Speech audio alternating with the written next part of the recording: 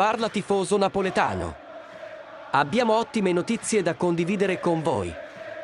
Giovanni Di Lorenzo, il nostro illustre capitano della squadra campione d'Italia, sta per rinnovare il suo contratto con il club.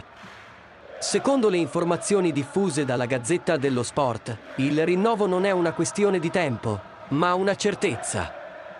Esploriamo i dettagli di questo accordo e cosa significa per il futuro del Napoli. Secondo la Gazzetta dello Sport, Napoli e Giovanni Di Lorenzo stanno definendo i dettagli di un nuovo contratto. La firma di questo contratto dovrebbe avvenire prima dell'inizio della prossima stagione.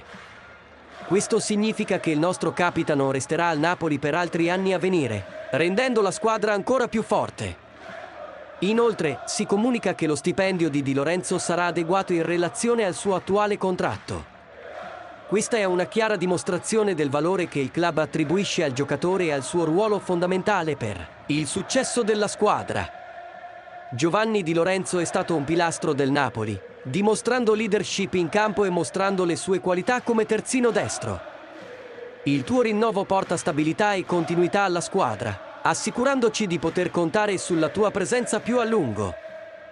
La notizia dell'imminente rinnovo di Giovanni Di Lorenzo porta grande gioia ai tifosi del Napoli.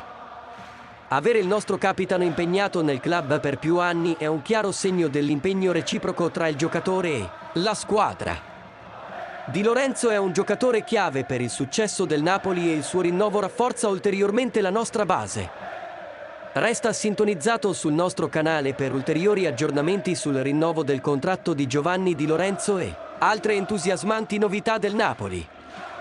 Con un capitano come lui alla guida della squadra, siamo fiduciosi di raggiungere nuovi traguardi e proseguire alla ricerca della gloria. Forza Napoli!